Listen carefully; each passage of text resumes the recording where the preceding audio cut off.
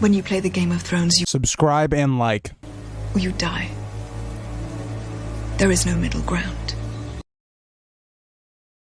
Alright, hello YouTube, welcome back to the Grease Goblins YouTube channel. In today's video, we're going to be talking about Tyrion 2. We're going to be going through the whole chapter, kind of back to a longer chapter again like last week's.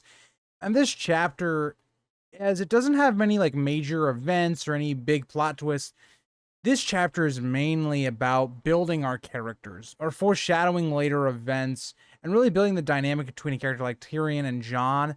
And this is a major moment for Jon's character. And it's weird that we see it through Tyrion's perspective, but I kind of like that.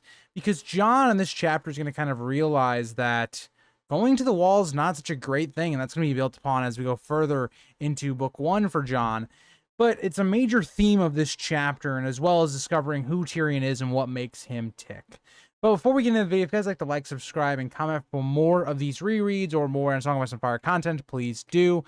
And let's get into page 118. Sorry for the blurry image, I just want to start out with on this. I couldn't really find a lot of great pictures for this kind of opening moment with Tyrion and this little start of the journey. But yeah, so bear with me on that. But page 118 starts with noting how Tyrion kind of sees the North as this vast place, that he has studied all of these maps and he knows a decent amount about the geography of the North, but even him, with all of this knowledge, it's not even comparable to actually seeing it. Again, we have this idea that the North is huge. It's bigger than the rest of the Seven Kingdoms. And Tyrion kind of notes that, and that's what we're kind of meant to feel from this opening page. And Tyrion, again, noting back to when the royal party leaves Winterfell, he notes that, again, they went north, him, Jon, Benjen, 2 Lannister soldiers, and they're going to end up meeting up with Yoren later on in this chapter. They all go north, and on the King's Road, the royal party goes south, leaving Tyrion and his 2 guards. So again, that's just kind of to set up where this chapter is going. And Tyrion kind of notes that as he has traveled north, it's gotten much colder and it's been very quiet. Again, Jon and Benjen are 2 people that are not the most talkative people. They're not the most interesting companions to have for someone like Tyrion. And Tyrion notes that. And Tyrion even knows, as we'll talk about later in this chapter, that Benjen doesn't really like Tyrion very much. But again, so Tyrion's going through this land, and to begin with, the first 3 days of their journey outside of Winterfell, there's holdfast, there's farms, civilization here, but as they start to get further out, and they start to get towards the Wolf's Wood and further in, there's not really any civilization left. And there's also this idea that ice is starting to blow off the top of the wall. Again, building on this feeling of how cold and awful it is this far north. And the land itself has kind of started to go more into mountainous territory and less of just like plains and little hills and stuff like that. It's gotten much more mountainous. And that's going to lead us into page 119. Not a lot here in the first page that is massively important, just kind of building up the journey towards the wall. And that will get us into page 119. So page 19 eventually, again, leads them into the Wolf's Wood, and Tyrion notes that Ghost would raise his head during the night when he would hear wolves, but he himself would never respond himself. Now, I think this is interesting because if we look at Jon, he is this character that never responds to the Stark call of aid. Think about when Robb goes south, he's calling all of his banners. You could say that is a wolf call, and Jon contemplates it, but eventually does not go south. So is that a metaphor for that, and how Jon and Ghost are communicated in that way, that they want to respond to their brothers and sisters, but they just don't, or they can't? It also goes into the idea that Ghost is different from the other direwolves and just a normal wolf in general, and he's much more quiet and observant, similar to Jon himself. Now, eventually, Tyrion's company is joined by Yoren and 2 people that are apparently rapers. This will bring their party up to 8. So when they set out for the wall, they were at 5. Now their party has grown to 8. And again, Tyrion kind of gets this, right? And we look at Tyrion, who is a character who's very lustful and enjoys that part of life. he understands not wanting to be castrated and rather going to the wall. And I think a lot of people, if you look at today's regard, if you were given the option of going to the wall in medieval times or getting castration, I think a lot of people would choose the wall. Now, also, Yoren himself, who is the Night's Watchman that is over these two captives, or I guess new recruits, you would actually say, is a very kind of disgusting looking guy. He's very rugged. He's a hardened man with a very large black beard. And Tyrion even describes him as being very sinister. And Yoren smells bad. He has very worn down and horrible clothes. And his charges, the people that, again, he has with him, aren't really any better. So again, it shows how the wall has kind of progressed. And where even Jon, where he's looking at these people and he seems kind of in shock. Like, this is not what he expected people on the wall would be like. I think Jon in his head was picturing this noble order like Benjen. Like, he imagined, I think, everybody being like Benjen, this honorable, legendary guy. And again, Jon's coming to that realization that no one has told him. I mean, think about it. Benjen, in his talk, even with Jon when he was drunk, Benjen doesn't bring up any of these things of like the actual people at the wall. And Benjen talks about how, you know, the wall is important in all these things, which yes, it is, but he doesn't talk about the people that are actually manning it. Ned doesn't seem like he told him any of this information. Jon in this chapter is going to be dealing with a lot of things where, one, his life already is going to be going down not a great path. And you think about all these people that, quote unquote, cared for him. They didn't really tell him the truth. And Jon, again, didn't choose this route. Yes, he said it once while he was drunk, but that's not why he ends up going to the wall. And as we look at the rest of the page, it kind of gets more into Tyrion and his inner thoughts onto Jon. But Tyrion kind of notes that Jon had a hard life chosen for him. Now, this is a key distinction, because in the show, it's very much Jon is pushing to go to the wall, and while he's sober, it's what he wants to do. In the book, it's very much Jon says something in a very emotional, drunken state, and somehow this information gets to Lewin, and then it goes to Catelyn, and they basically force Ned to send Jon to the wall. Jon didn't pick this life. It's a very different thing. And if you're looking at it from Jon's point of view, where he's been kicked out of his home, more or less, and even in this option they thought maybe probably wasn't that bad, it's now looking like it's not so great. Again, Tyrion is able to empathize with people that are put into bad situations, and I think Tyrion sees a little bit of himself in Jon, where Jon's always been this outcast of a person, someone that has been treated poorly, like Tyrion is pretty much his entire life. And we'll even see Jon a little bit kind of humiliate Tyrion like a lot of people do. So even Jon as a bastard is doing that to Tyrion. So we're going to continue on to page 120, but a really great little segment there, and really diving into Tyrion and Jon, and a lot of information we get onto why Jon is coming to the wall and what he had been told so far. And that leads us to page 120. Again, we see the kind of the issues between House Stark and Lannister, as Benjen was not very pleased with Tyrion coming along, and he even tries to like say, oh, you know, Tyrion, there's not going to be a lot of inns at the wall, or there's not going to be a lot of places to stop and all these pleasantries, and it's going to be very cold, and it's going to be a tough ride, basically trying to scare Tyrion away from going to the wall. And Tyrion's like, nah, I want to go, and I'm going to go.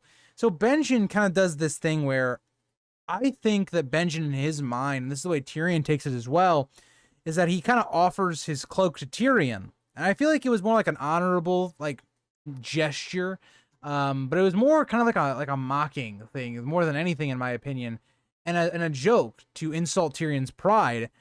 But we see how Tyrion doesn't care about his pride as much as a lot of other people. And again, we'll see where that is maybe not true in other parts of the story. Tyrion's like, yeah, you want to give me a cloak? Sure, it's going to get cold.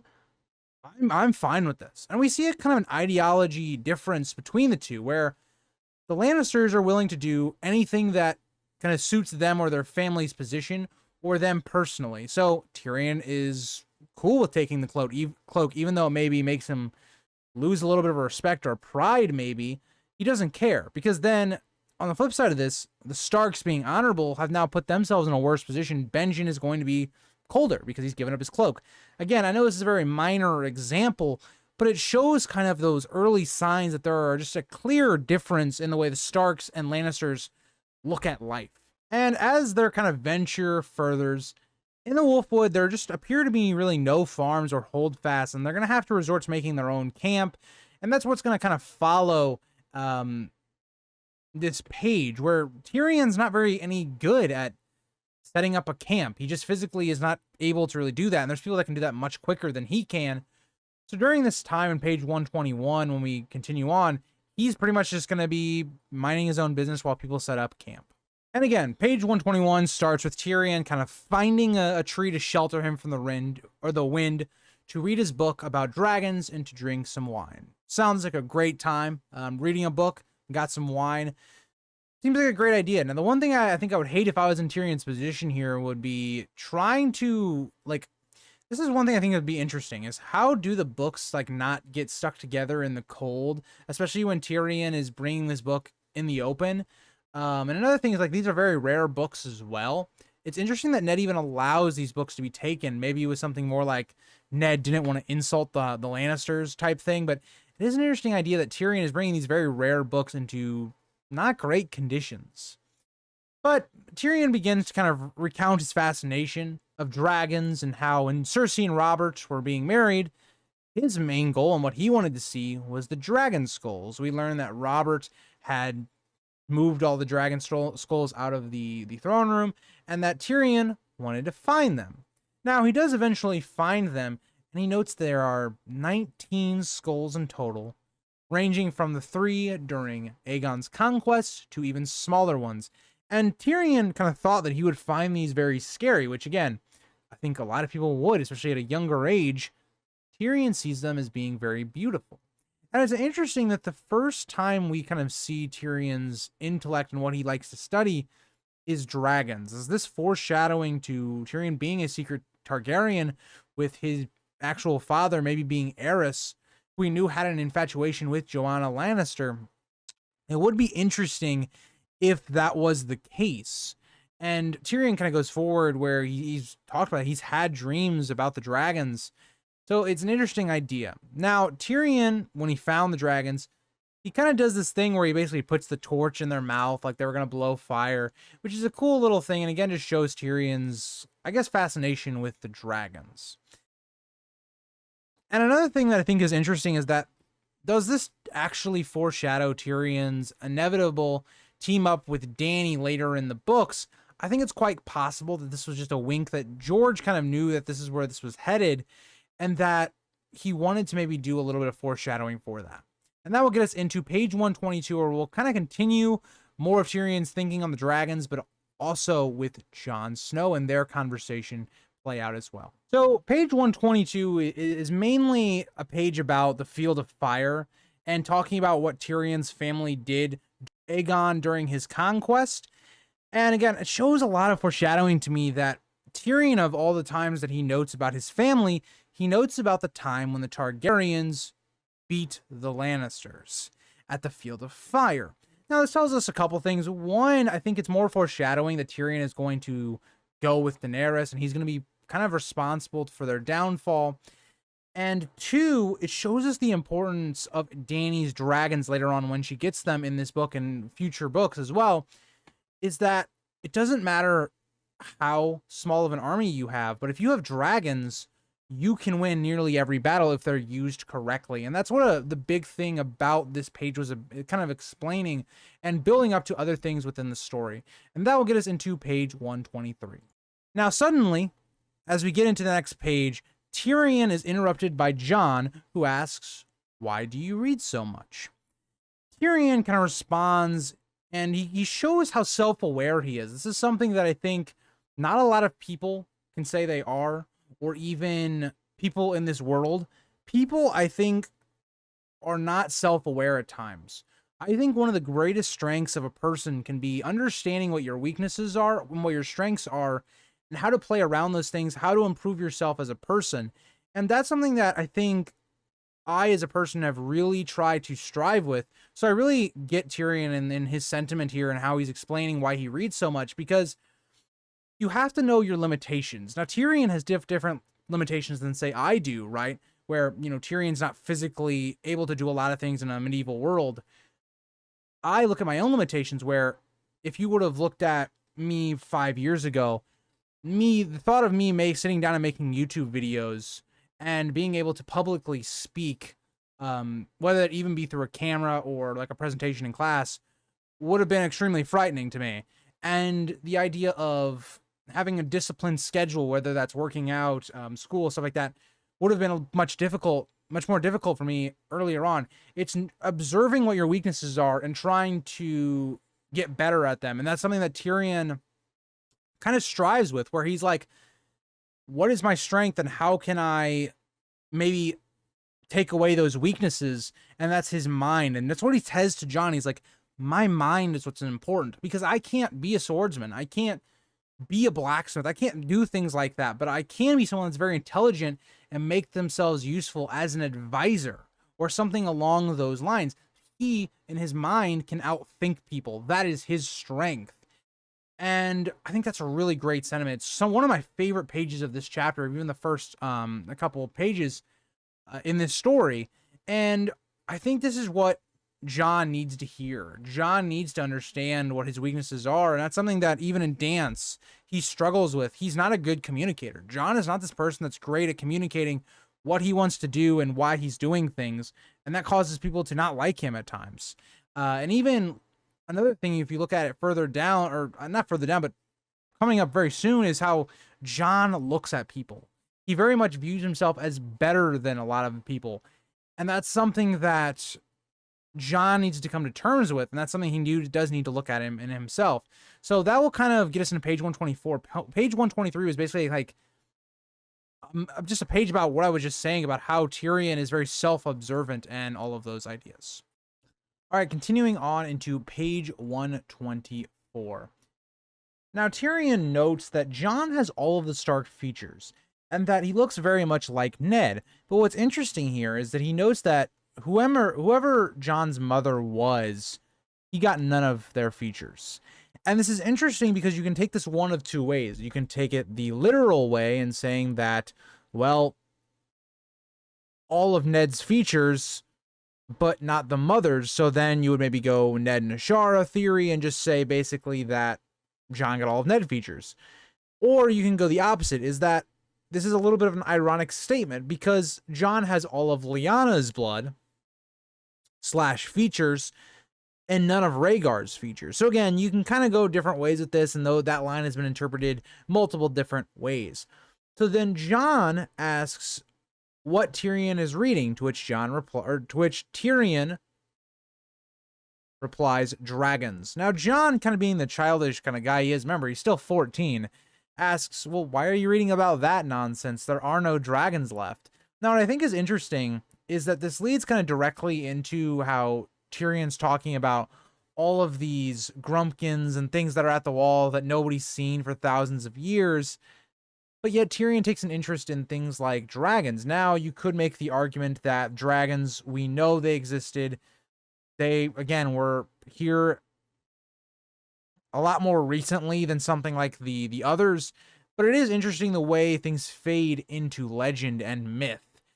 So Tyrion then kind of notes that he has these dreams, and it's of him flying a dragon, and he would be looking down on everything, because again, you can't feel small as a dragon as you're looking down on everything.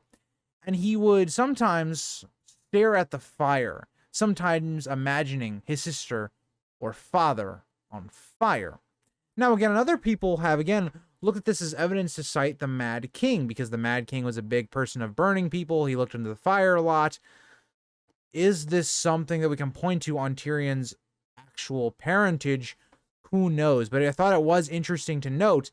And Tyrion kind of looks over at Jon and he says, which you also do as well. Now, Tyrion, I think, means this in a different way, where I think Tyrion doesn't mean it literally, but he means it as you have people that in your family also do not treat you well, and you have these same issues as well. And Tyrion plays on this idea that, oh yeah, Catelyn must be treating you well, and that Robb gets a Winterfell and you get the Wall. And when you really put all of this into perspective, Jon is really getting the bad end of the stick. No one's telling him what the Wall is. He's being treated very unfairly. I've made the argument that Catelyn has verbally to mentally abused Jon throughout his entire childhood. That's debatable. I know some of you guys don't believe in that, and again, to each their own opinion. And this kind of angers Jon, which, again, makes a lot of sense. Also, Jon at this point does not have a great temperament, and he kind of like lashes out, right? Saying that the Wall is noble, to which Tyrion replies, "You are smarter than that. You don't believe that." And we also, more importantly, see that Tyrion does not believe in any of these monsters or horrors that the North so says is to be had north of the Wall, and that these aren't even real. And again, it shows that even Tyrion, someone that is a bookman who knows a lot about lore, he's a very intelligent person, even someone like him doesn't take the threat of the others seriously. And that gets us into page 125. So this completely sets Jon off. And Tyrion, like, kind of feels bad, and he feels like he's pushed it too far. And we see this constant idea where AltShiftX made a video talking about the true Tyrion. And Tyrion is this kind of person that will make people feel bad because it makes him feel powerful. Because Tyrion is always this character that is made to feel less than everyone else. So sometimes Tyrion does use his knowledge and his mouth, and it gets him kind of in trouble, and it does hurt other people. And Tyrion in this moment feels that, and he's kind of gonna go apologize to Jon, pat him on his shoulder or whatever. But when he gets up, Ghost puts him on his back, and Tyrion struggles to get up. So Tyrion basically can't get up. He's asking Jon for help, and Jon, kind of ever being kind of the boy he is, takes this moment to kind of humiliate Tyrion, basically saying, "If you ask nicely, then maybe I will." And Tyrion, again, this goes into how Tyrion's life has been, that even someone like a bastard is humiliating Tyrion. Now, Tyrion, again, is not innocent here. His mouth got him into this situation, actively angering people. And one way or another, Tyrion he doesn't care about his pride or whatever. Again, we see that idea and asks for help. And the two kind of have a nice moment where Tyrion's like, "Why did Ghost attack me?" And Jon's like, "Oh, maybe he thought you were one of the monsters they'd been talking about." And again, Tyrion and Jon, they kind of have this little joking conversation and all that.